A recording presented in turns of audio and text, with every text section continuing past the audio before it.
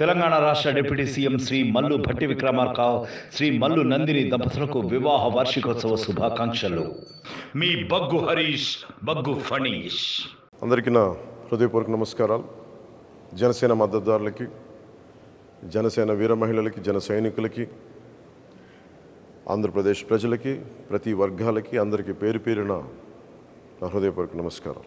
ఈ ఎన్నికలు ఈ మే 13న చాలా కీలకమైన ఘట్టం చేరుకోబోతుంది. మన భవిష్యత్తుని మనం నిర్దేశించుకునే సమయం. దీంట్లో భాగంగా మీ అందరినీ నా విన్నపం, నా విజ్ఞాపన, నా అభ్యర్థన, వైసీపీ వ్యతిరేక ఓటుని చీలనివ్వకుండా అందరం ఒకే మాట మీద నిలబడి ఎక్కడైతే భారతీయ జనతా పార్టీ అభ్యర్థులు ఉన్నారో వారికి మన సంపూర్ణ బలం టీడీపీ, జనసేన బలం ఇవ్వడం. అలాగే టీడీపీ ఎక్కడైతే నిలబడిందో సంపూర్ణంగా జనసేన, బీజేపీ మద్దతుదారులు, జన సైనికులు, కార్యకర్తలు, బీజేపీ కార్యకర్తలు అందరూ మద్దతు ఇవ్వడం. అలాగే జనసేన పోటీ చేస్తున్న చోట టీడీపీ మద్దతుదారులు, టీడీపీ కార్యకర్తలు, టీడీపీ మహిళలు అందరూ కూర్చొని జనసేనకి మద్దతు ఇవ్వడం. సమిష్టిగా ఇది కూటమి గెలుపు, ఆంధ్రప్రదేశ్ గెలుపు. వైసీపీ వ్యతిరేక ఓటుని చీలనివ్వనని చెప్పి నేను 2021 ఇప్పటం గ్రామం సభ పెట్టినప్పటి నుంచి ఈ రోజు దాకా అదే మాట మీద ఉన్నాం. అదే బాధ్యతతోటి ముందుకు తీసుకెళ్తా ఉన్నాం. భారతీయ జనతా పార్టీ నరేంద్ర మోదీ గారి నాయకత్వంలో నడుస్తున్న ఈ దేశం ఖచ్చితంగా ఆయన ఆశీస్సులు మన రాష్ట్రానికి ఉండాలి. ఆ దిశగానే వారిని చాలా వ్యయ ప్రయాసాలతోటి మనం ఒప్పించి ఈ రోజున మనం ఈ పొత్తులోకి భారతీయ జనతా పార్టీ నాయకులు అంగీకారం తెలిపారు. నాకు చాలా చిన్న వయసులో నేను చదువుకున్నది ఎంజీఆర్ గారి మాటలు గుర్తున్నాయి. ఒక రాష్ట్ర ప్రభుత్వం సమర్థవంతంగా పనిచేయాలంటే కేంద్ర ప్రభుత్వం ఆశీస్సులు అవసరం అని. ఆ వాక్యం నా మీద చాలా బలమైన ప్రభావం చూపించింది. ఎందుకంటే మన కేంద్ర ప్రభుత్వం లేకుండా ఈ ఫెడరల్ స్ట్రక్చర్లో కేంద్ర ప్రభుత్వం సహాయ సహకారాలు లేకుండా ముందుకు నడవటం చాలా చాలా కష్టం. వీటన్నింటిని దృష్టిలో పెట్టుకొని ముఖ్యంగా 6 అంశాల మీద మనం ముందుకు వెళ్తున్నాం. విద్య, వైద్యం, ఉపాధి, సాగునీరు, తాగునీరు, లా అండ్ ఆర్డర్. విద్యకు సంబంధించి ప్రభుత్వం ఫీజు రీయింబర్స్మెంట్స్ చేయలేదు. ఎయిడెడ్ స్కూల్స్ మూసేశారు. సరైన నాణ్యతతో కూడిన విద్యా విధానం లేదు. అలాగే సంక్షేమ పథకాలు, అమ్మఒడి లాంటిది కూడా ఎంతమంది బిడ్డలు ఉంటే అంతమందికి ఇస్తామని చెప్పి ఇవ్వలేదు. ఒకరికి ఇచ్చి మరి అందరికి ఇచ్చిన భ్రమ కల్పించారు. అలాగే ఎయిడెడ్ స్కూల్స్ దాదాపు 7,000 పైచీలకు ఎయిడెడ్ స్కూల్స్ మూసేశారు. ఇప్పుడు వాటిని కూడా ప్రైవేటైజ్ చేసే ప్రయత్నాలు జరిగినాయి. కొన్ని చోట్ల అడ్డుకున్నా, కొన్ని చోట్ల కుదరలేదు, కొన్ని చోట్ల ప్రైవేట్ పరం అయిపోయినాయి. అది విద్య పరంగా ఎవరికి కూడా సరైన ఫీజు రీయింబర్స్మెంట్లు జరగలేదు. ఎన్టీఆర్ హెల్త్ యూనివర్సిటీని పేర్లు మార్చేశారు. ఆంధ్ర యూనివర్సిటీని వైసీపీ కార్యాలయంగా చేశారు. విశ్వవిద్యాలయాల్లో కూడా వైసీపీ ప్రభుత్వం తాలూకు పోకడ, దాని జోక్యం నిజంగా విశ్వవిద్యాలయాల తాలూకు ఔన్నత్యాన్ని, ఉన్నతిని మంటగలిపింది. ఇవన్నీ మార్చుకోవడం, భవిష్యత్తులో నాణ్యమైన విద్య, విశ్వవిద్యాలయాల తాలూకు దాని తాలూకు సమగ్రత కాపాడుకునేలాగా ఉంటుందో. అలాగే మనకి వైద్యానికి సంబంధించి మనం ప్రతి కుటుంబానికి 25 లక్షల రూపాయలు మనం హెల్త్ ఇన్సూరెన్స్ ఇస్తూ ఉన్నాం కూటమి ప్రభుత్వం తరపు నుంచి. అలాగే primary health care, secondary health care, tertiary health care అన్ని గవర్నమెంట్ హాస్పిటల్స్ని చాలా బలోపేతం చేస్తాం. అది కూటమి ప్రభుత్వం తీసుకున్న నిర్ణయం. అలాగే ముఖ్యంగా ఎక్కడైతే మనకి పొల్యూషన్ ఉందో, కాలుష్యం ఉందో, కాలుష్యం ఆరోగ్యాన్ని ఇబ్బంది పెడుతుందో ఆ కాలుష్య నియంత్రణ మండలి ద్వారా వాటిని సరిచేసే బాధ్యత కూటమి ప్రభుత్వం తీసుకుంటుంది. ఉపాధి మనకి వచ్చి అన్ని మెగా డిఎస్సిని రిలీజ్ చేస్తాం, డిఎస్సి రిలీజ్ చేస్తాం, 18,000 పైచిలకు పోస్టులను భర్తీ చేస్తాం, పోలీస్ కానిస్టేబుల్స్, ఎస్ఐల పోస్టులు భర్తీ చేస్తాం, నిరుద్యోగాన్ని రక్కసిని పారదోలుతామని చెప్పి మనకి ప్రభుత్వంలోకి వచ్చిన వ్యక్తి కనీసం పట్టుమని 10 ఉద్యోగాలు కూడా ఇవ్వలేదు. కేవలం అరాకొర సంక్షేమంతో దాన్ని ఎక్కువ అడ్వర్టైజ్మెంట్స్ తోటి ముందుకు తీసుకెళ్ళి సంక్షేమాన్ని కూడా సంపూర్ణంగా చేయలేకపోయిన ప్రభుత్వం, ఉపాధి ఇవ్వలేకపోయిన ప్రభుత్వం, మనకి జాబ్ క్యాలెండర్ రిలీజ్ చేయలేని ప్రభుత్వం. ఇది మారాలి అంటే ఖచ్చితంగా మన కూటమి ప్రభుత్వం రావాలి. వచ్చిన వెంటనే ముందుగానే మన మెగా డిఎస్సిని మనం దాని మీదే ఉంటుంది, ముందుకు తీసుకెళ్తాం రాగానే. అలాగే సిపిఎస్, కాంట్రిబ్యూటరీ పెన్షన్ స్కీమ్కి సంబంధించి మాట ఇచ్చి మరి వెనక్కి వెళ్ళిపోయాడు. వారం రోజుల్లో సంతకం పెడతానని చెప్పిన వ్యక్తి ఈ రోజున దాన్ని గాల్లోకి వదిలేశాడు. స్కూల్స్లో పాఠాలు చెప్పి టీచర్లను తీసుకెళ్ళి మనకి యారెక్ షాపుల దగ్గర, సారాయి షాపుల దగ్గర క్యూల్లో సరిచేసే బాధ్యతలు అప్పచెప్పాడు. ఇది వారిని మన గురు బ్రహ్మ, గురు విష్ణు, గురు దేవ మహేశ్వర అని చెప్పి మనం గురువుని ప్రార్థించుకునే పరిస్థితుల్లో తీసుకొచ్చి మద్యం షాపుల దగ్గర పనిచేసే విధంగా ఈ ప్రభుత్వం గురువులను అవమానం చేసింది. ఉద్యోగులకు సిపిఎస్ ఇవ్వలేదు, వీటన్నిటిని దృష్టిలో పెట్టుకొని నేను గురువులకి గౌరవం ఇచ్చేలాగా, వారికి వేతనం సకాలంలో అందేలాగా, అలాగే సిపిఎస్, నేను ఉమ్మడి ఆంధ్రప్రదేశ్ మాజీ ప్రభుత్వ ఉద్యోగ కొడుకుగా నాకు కష్ట నష్టాలు తెలుసు. ఈ రోజుకి మా అమ్మకి మా నాన్నగారి పెన్షన్ అందుతూ ఉంటుంది. దానికి తాలూకా కష్టం తెలుసు నాకు.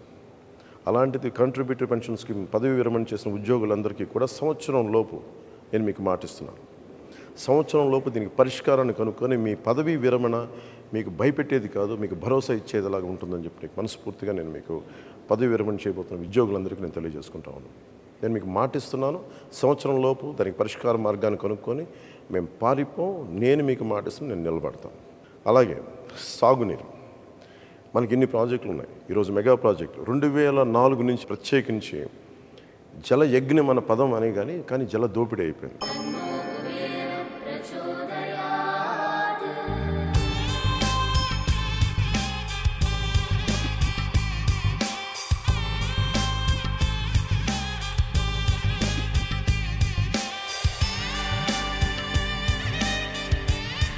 కుబేరలక్ష్మి కటాక్షంతో అందరి ఇంట్లో బంగారం, వజ్రం, వెండి నిండా. లలిత అక్షయ తృతీయ బంగారు నగలకు తరుగులో 1% తగ్గింపు, వజ్రాభరణాలు క్యారెట్కు 5,000 తగ్గింపు. ఎక్కడైతే సాగునీటి ప్రాజెక్టులు ఉన్నాయో, ఉన్న ప్రాజెక్టులని సరిగ్గా మెయింటెనెన్స్ చేయకుండా, కాలువలు పొడికలు తీయకుండా, డ్రైనేజీలు సరిగ్గా తీయకుండా, డ్రైనేజీలను అలాగే లాకులు ఇటువంటి కనీసం మినిమం మెయింటెనెన్స్ కూడా చేయకుండా చాలా వేలాది లక్షలాది ఎకరాల ఆయకట్టు సరైన నీటి సౌకర్యం లేక, చివరి ఆనకట్టుకు చివరున్న పొలాలకి సరైన నీటి సౌకర్యం లేక నలిగిపోతున్నారు ప్రజానీకం. గిట్టుబాటు ధర లేదు, మద్దతు ధర లేదు, ధరల స్థిరీకరణ నిధిని సంపూర్ణంగా అది తీసుకెళ్ళలేదు. అందుకని నేను కౌలు రైతులకి సొంత డబ్బుని ఇచ్చిన వాడిని, కౌలు రైతాంగానికి, రైతులకి, అన్నం ముద్ద పెట్టే రైతులందరికీ నేను మీకు మనస్ఫూర్తిగా మాటిస్తున్నా. మీ క్షేమం కోసం, మీ సంక్షేమం కోసం కూటమి ప్రభుత్వం అండగా ఉంటుంది. అలాగే ముందు బాధ్యతగా మొదటి రాగానే ఏవైతే మైనర్ ఇరిగేషన్, చిన్న ఇరిగేషన్ ప్రాజెక్ట్స్ ఉన్నాయో వాటిని తొందరగా పూర్తి చేయడంతో పాటు ఉన్న ఇరిగేషన్ ప్రాజెక్ట్స్ని సమర్థవంతంగా పనిచేసేలా తీసుకుంటాం. ఇరిగేషన్, డ్రైనేజ్ వీటన్నిటిని సరి చేస్తామని మీకు అందరికీ మాటిస్తూ, మీకు రైతు భరోసా కేంద్రాల దగ్గర నుంచి ప్రభుత్వం నుంచి మీకు సరైన మద్దతు రాలేదు.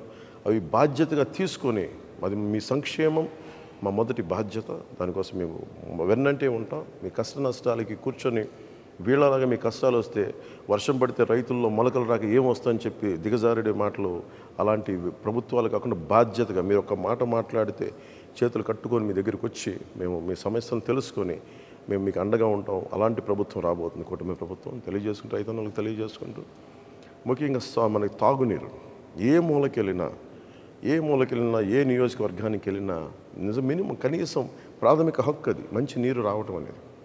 అలాంటి మంచినీరు కూడా ఇచ్చే పరిస్థితుల్లో లేదు. కేంద్ర ప్రభుత్వం జల్ జీవన్ మిషన్ అనే ప్రధానమంత్రి గారి ఆధ్వర్యంలో ప్రధానమంత్రి జల్ జీవన్ మిషన్కి నిధులు వచ్చినా కానీ ఈ ప్రభుత్వం దాన్ని ముందుకు తీసుకెళ్ళలేదు. మేము మీకు మాటిస్తున్నాం, అహిర్నిశలు మేమందరం బాధ్యత మరి తీసుకొని మనకి కనీస రక్షిత మంచినీరు ప్రతి ఇంటింటికి అందేలాగా మేమందరం బాధ్యత తీసుకుంటాం అనేది మీకు తెలియజేసుకుంటాను ప్రతి ఒక్కరికి. అలాగే మధ్యతరగతి కుటుంబాలకి, మీరు కష్టాలు నలిగిపోతూ ఉన్నారు, ఎక్కువ మీరు కూర్చోబెట్టి అందరూ మీరు నలిగిపోతారు, ట్యాక్సులు కడతారు, మీరు సంక్షేమ పథకాలు ఉండవు. మీకు కనీసం మీకు ఇవ్వగలిగింది భరోసాతో కూడిన ప్రభుత్వం ఇవ్వాలి, లేదంటే మీకు ధరలు తగ్గించే ప్రభుత్వాలు ఉండాలి. అందుకనే కూటమి పెట్టుకుంది ముఖ్యంగా 3 సిలిండర్లు మహిళలకి ఉచితంగా ఇవ్వాలని, బస్సు ప్రయాణం ఉచితంగా ఉండాలని, ఇలాంటి సంక్షేమ పథకాలతో ముందుకు వస్తున్నాం. ముఖ్యంగా నిరుద్యోగులకి ప్రతి నెల మనకి ఉద్యోగం లేనప్పుడు నిరుద్యోగ భృతి వీటన్ని ముందుకు తీసుకెళ్తాం. ఎన్నోసార్లు జనవాణి కార్యక్రమంలో నేను ఒకటి నిర్ణయించుకున్నాను, చాలా వేదనతోటి, చాలా ఆవేదనతోటి, అందరికంటే వెనకబడిన వాసులు మేము, మమ్మల్ని సమాజం గుర్తించదు, మా కష్టాలను గుర్తించదు అని చెప్పి దివ్యాంగులు నాతో పెట్టుకున్న గోడు నన్ను ఎప్పుడు కదిలించేసేది. దాంట్లో భాగంగానే మనకి తెలుగుదేశం, జనసేన ఉమ్మడి మన మేనిఫెస్టో కమిటీ కూర్చొని ప్రత్యేకించి దీని మీద దృష్టి సారించి ప్రతి దివ్యాంగులకి 6,000 రూపాయలు నెలకి ఇంటికి వచ్చి అందజేసేలాగా, అలాగే ఎక్కడైతే సంపూర్ణంగా దివ్యాంగులు మొత్తం శరీరం అంతా చచ్చుబడిపోయిందో వారికి నెలకి 15,000 రూపాయలు అందజేసేలాగా, అలాగే తలసీమియా లాంటి వ్యాధిగ్రస్తులకి నెలకి 10,000 రూపాయలు వచ్చి అందజేసేలాగా ఈ బాధ్యత కూటమి ప్రభుత్వం తీసుకుంటుంది. ఈరోజు మేము పెట్టుకున్న సంక్షేమ కార్యక్రమాలు అన్నీ కూడా నిరుద్యోగులకు కానీ రైతాంగానికి కానీ మీరు మేనిఫెస్టో చూస్తే అన్ని సంక్షేమ కార్యక్రమాలు కూడా మేము చాలా బాధ్యతగా తీసుకొని చేస్తాం. చాలా బలమైన బరువు, చాలా బలమైన బాధ్యత. ఎందుకంటే మనసుంటే మార్గం ఉంటుంది. వైఎస్ జగన్కి ఇసుక మీద 41,000 కోట్లు, మద్యం మీద 40,000 కోట్లు వాళ్ళు అడ్డగోలుగా దోచేసుకున్నారు. మన ఆరోగ్యాల్ని హాని చేసి, అసలు ఫిల్టర్ చేయని లిక్కర్ని ప్రజలకు అమ్మేసి, నరాలు దెబ్బతినేంత మందు నమ్మి ఈ రోజున ఒక చిన్న భిన్నం చేశారు వ్యవస్థని. మద్యపాన నిషేధం అని చెప్పిన ప్రభుత్వం మద్యపానాన్ని అమ్మటం. సో అందుకని వీళ్ళందరికీ మేము కోరుకుంటుంది ఇది ఎంకరేజ్ చేయటం కాదు, కాకపోతే మీకు కల్తీ లేని ఒక మద్యాన్ని కనీసం అందించడం, కనీసం మీ ప్రాణరక్షణకి వయసెస్ని వ్యసనాలని ఎవరు ఎంకరేజ్ చేయం.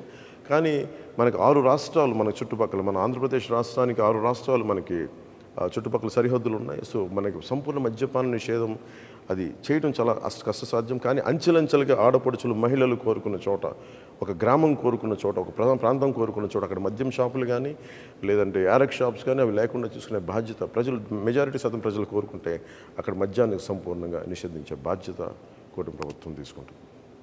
అలాగే ముఖ్యంగా లా అండ్ ఆర్డర్, ఈ లా అండ్ ఆర్డర్ సమస్యను అంటే మేము బేసిక్గా జనసేన, టీడీపీ మేమందరం నమ్మేది భారతీయ జనతా పార్టీ వ్యవస్థల్ని బలోపేతం చేయడం, వ్యవస్థలను బలహీనపరచడం కాదు. కూర్చోబెట్టుకు సినిమా టికెట్లకి మొత్తం మండల రెవెన్యూ ఆఫీసుల దగ్గర నుంచి చీఫ్ సెక్రటరీ దాకా, మా చీఫ్ సెక్రటరీ టు చిన్నపాటి ఎంఆర్ఓల దాకా పనిచేస్తూ ఉన్నారు. అదే రైతుకి కష్టం వస్తే ఒకళ్ళు కూడా స్పందించే పరిస్థితులు లేదు. వ్యవస్థల్ని బలోపేతం చేస్తాం. పోలీస్ వ్యవస్థని కానీ, రెవెన్యూ వ్యవస్థని కానీ, అన్ని వ్యవస్థల్ని బలోపేతం చేసి వారికి సాధికారతని వారికి ఇచ్చే దిశగా మేమందరం బలమైన నిర్ణయం తీసుకున్నాం. అది మనకి ప్రజాస్వామ్యాన్ని పరిరక్షిస్తాం. లా అండ్ ఆర్డర్ చాలా చాలా చాలా బలంగా ఉంటుంది. లా అండ్ ఆర్డర్ బలంగా ఉన్న చోట అన్ని పథకాలు బాగుంటాయి. లా అండ్ ఆర్డర్ బలంగా ఉన్న చోట పెట్టుబడులు వస్తాయి, పరిశ్రమలు వస్తాయి, పరిశ్రమలు వచ్చిన చోట ఉపాధి అవకాశాలు ఉంటాయి. వీటన్నిటిని దృష్టిలో పెట్టుకొని మీ అందరికీ పేరున ప్రతి ఒక్కరికి 2 చేతులెత్తి అభ్యర్థిస్తున్నాను, ఆర్థిస్తున్నాను. వైసీపీ వ్యతిరేక ఓటు చీలకుండా భారతీయ జనతా పార్టీ పోటీ చేస్తున్న చోట, తెలుగుదేశం పోటీ చేస్తున్న చోట మీరు సంపూర్ణంగా జన సైనికులు, జనసేన వీర మహిళలు, జనసేన మద్దతుదారులు.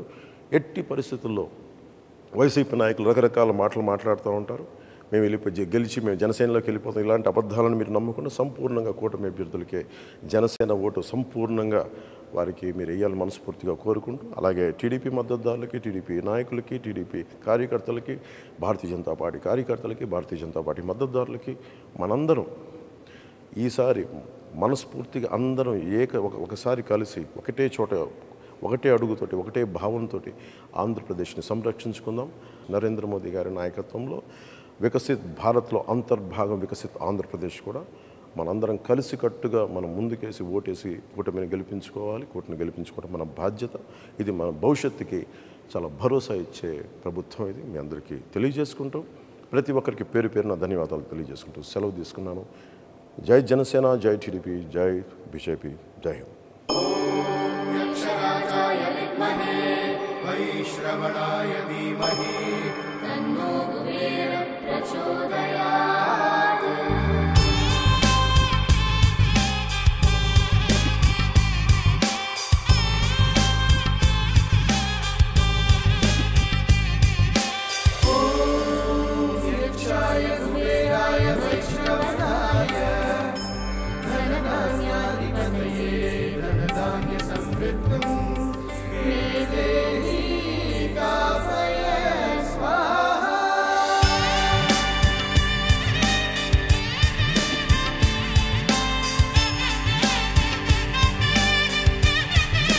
కుబేరలక్ష్మి కటాక్షంతో అందరింట్లో బంగారం, వజ్రం, వెండి నిండాలి. లలిత అక్షయ తృతీయ బంగారు నగలకు తరుగులో 1% తగ్గింపు, వజ్రాభరణాలు క్యారెట్కు 5,000 తగ్గింపు.